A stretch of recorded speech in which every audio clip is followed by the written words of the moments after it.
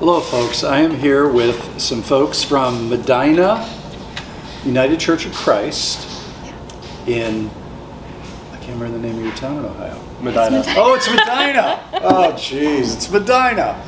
Well, you figured that out, right? That took quite a bit. Yep. Okay, so from Medina, Ohio, and they're here this week on a camping trip. We call it camp, right? Mission trip. And we're really excited to have them here and just kind of have them share some reflections about what they've experienced here and what's been good for them, what's brought some growth, or what's been challenging. Maybe some of the questions I hear. You had a lot of questions, Ryan, right? Mm-hmm. So maybe even pose some of those questions. So I'm just going to kind of jump right in. Megan is actually the pastor there.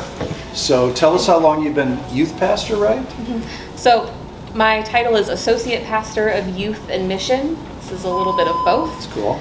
And I started that role last September, so it's not even been a year yet. This is my first mission trip with them. Wow. Yeah. That's way cool. Yeah.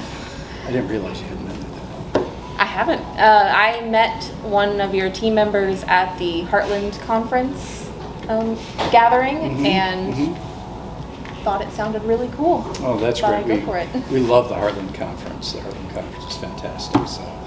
So where are you from originally? Where's home originally?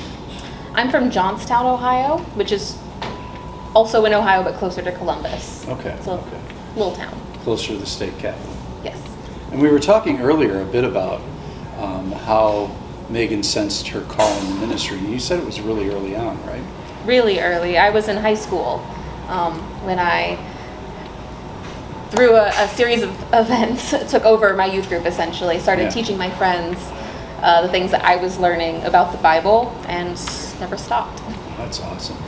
So Ryan, what convinced you to come along on this trip? Because I know you have 8 younger adults?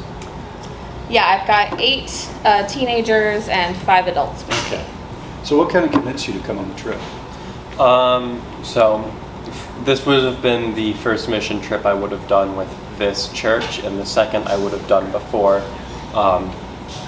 A plethora of different things kind of got me going. I was interested in the area. I've never really been to this part of the country, so I saw it as a good opportunity to come down to like Louisiana, Mississippi, and then really I enjoyed the mission trips that I've been on. So I saw that the church that I was going to now was doing one, so I jumped on board. What was the mission trip you were on before, and if you want to share what that church was? Or? So before I went down to Oaks Bluff in West Virginia, and it was through the Medina or York United Methodist Church in Medina. Okay.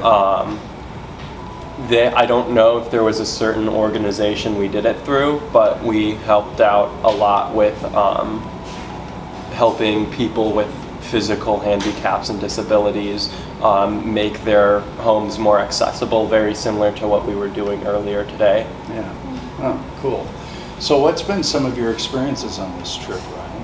What's been beneficial for you? What did you learn about Mississippi and Louisiana? It's hot here, really hot. It's not always this hot, but yes, it's hot. It's hot.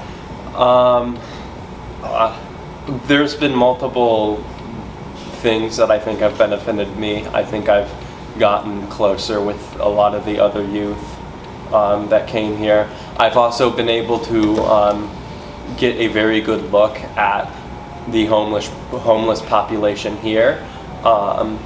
Before, I wasn't really scared or uncomfortable with being around like homeless people, but like I still didn't have that personal experience with them, where here I was able to, working in the Micah Day Center, I was able to really get to see them as like humans, like their own personalities, their identities outside of being homeless, like, I guess if that makes sense. Oh, it makes all the sense in the world. Because I think for the most part, those of us who are not unsheltered or are not homeless, we see homeless people in the street corners, sometimes holding a sign. and it's uncomfortable. We kind of ignore it, right? And that's the one thing that we really try to stress here is that people who are unsheltered have a personality. They're humans, right? They have community. They love. They feel pain. It's just, to me, it's a really hidden population. And so I appreciate that evaluation is really, really, really accurate. I get that because in our world of injustices, we can dehumanize people too, right? I mean, that's what's happened for many years with the indigenous people. When we, as white colonists, landed here, right? We dehumanized the indigenous people and said they aren't really human, they're barbaric. We said they have to have our religion. And then we kind of obviously did the same with our African brothers and sisters that we brought to this country. And we continue to do that on some levels with migrants, correct? Especially in the world we live in. So, not that I don't need to preach to y'all, right? But I appreciate that reflection. Megan, what's been powerful for you here? And I know as the leader, because I've done these kind of trips with university students when I first got on a seminary, and actually took some students down to Louisiana for Habitat for Humanity. Took the students down for a night in New Orleans, and I lost 2 of my students. And unfortunately, they came back about 2 o'clock in the morning. But the kind of the strange stress of having to keep everything together, right, and manage everything, which you don't seem overly stressed about. So I'm curious, how's that been for you? Well, we are getting towards the end of the week, so I think we've finally kind of gotten the hang of the routine around here. That helps a little bit with the comfort level. Something that was really important to me when I decided that we were going to come here was that we weren't just going somewhere to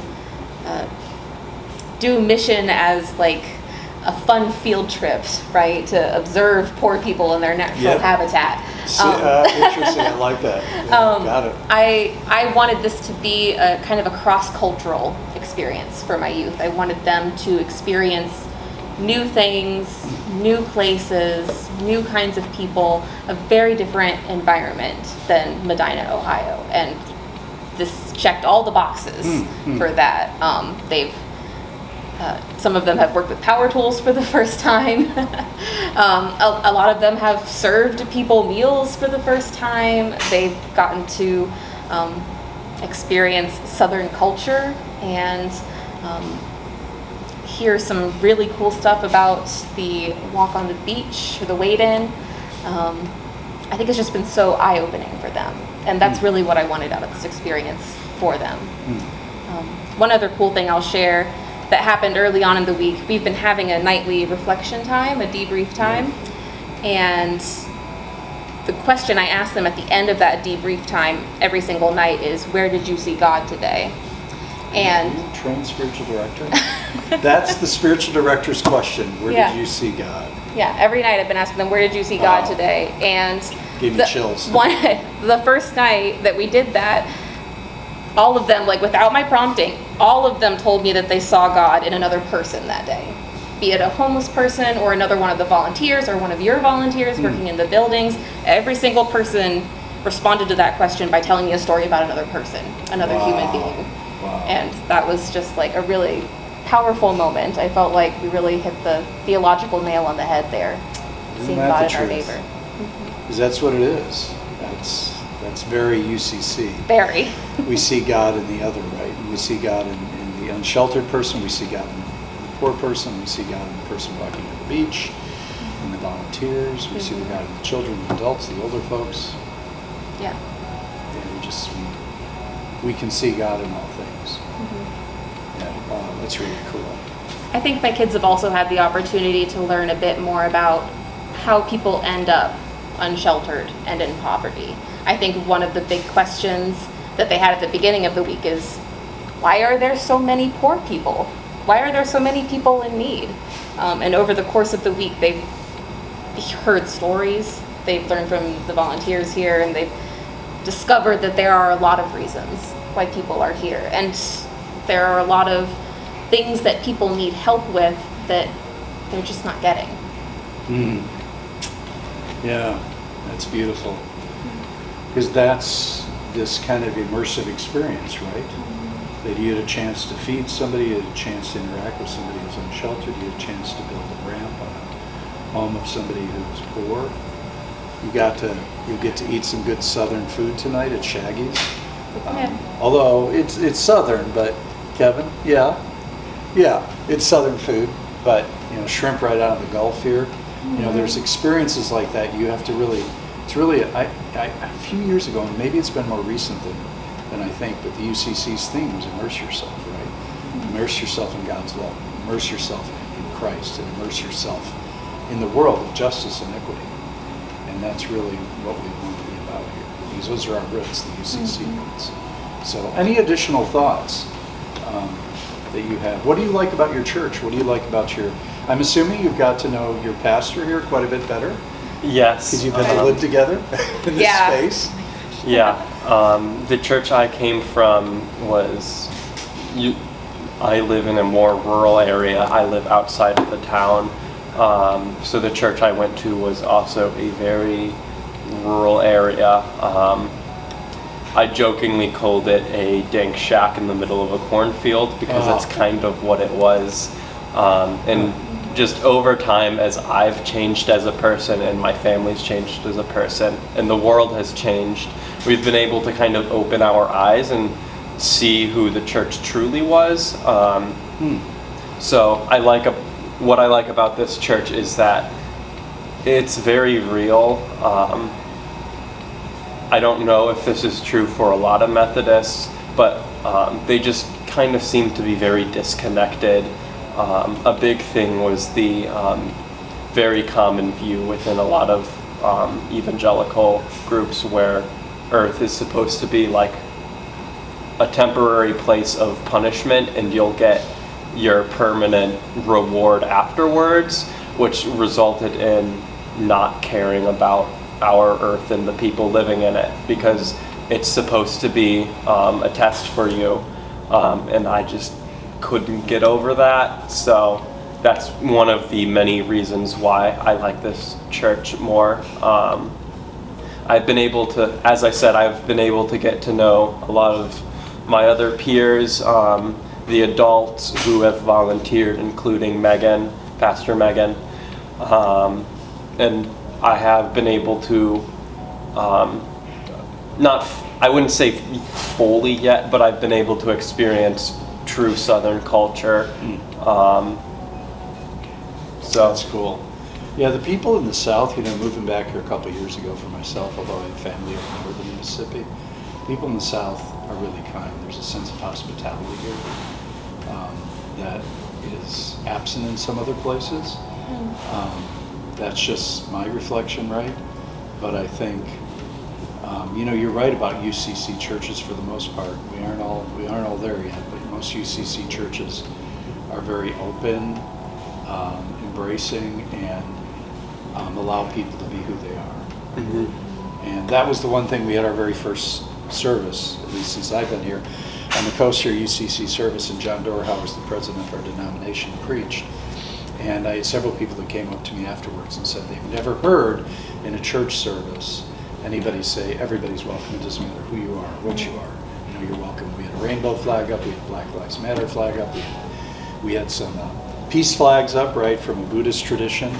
I think we had one flag up that says peace that has some Hindu script on it. And they're like, wow, I didn't realize we could be that expansive. And I think for me, that's the God that we embrace as a God that's big and not a man, but a spirit, right? And that pervades and is in all people, in you, in me, in us. So, yeah. We start our worship services every week by saying that no matter who you are, where you are in life's journey, you are welcome here. Yeah. And I think if you've been in the UCC for a little while, which I have, you start to take for granted that is the way that church is. And then as soon as you experience a different religious environment, you are abruptly reminded that is not the way that everybody experiences church. Right. In fact, there was because it was the first UCC service in a long time on the coast, we had a reporter here from, I think it was WLX, one of the television stations. And she came up to me afterwards with tears in her eyes and just said, I've never been in a church where I heard that. I heard that everybody's welcome. And it doesn't matter who you are. And she didn't know that existed, which is sad to me, because it's very much the flavor of who we are. So, any additional thoughts? We're so grateful you're here. Any additional thoughts from either of you? That's about it for me. Okay. Well, I appreciate you and appreciate both of you. And the questions you had for my staff, they shared some of those, and that's powerful, right? Because I always feel we need to have an inquisitive mind.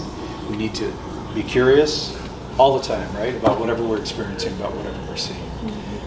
Because I think the divine is curious, and I think the divine calls us to be curious people. So thank you for spending your time here, your energy, and we just will continue to pray for you as you depart. And if you ever want to invite me up to do a sermon or preach or come up and visit, I'll do that. All right. I love if you're doing ever in that. the Cleveland area, let us know. Oh, I'm there a lot. Yeah, they bring me up there quite a bit. I was just up there for our part of the board of directors for Chisholm, so I was just there. Okay, yeah. Yeah. So it was a lot. It was really. I kind of like Cleveland. It's a unique city. Very unique. So thank you again, and blessings on you and the work you do. Now that you're, I didn't realize you'd only been in a short time. It's pretty amazing to get this group of youth together. So, They're a great group of kids. yeah, good to see that. So thank you, everybody. Thank you for joining us, and hope you have a great evening. Thank you. Bye bye.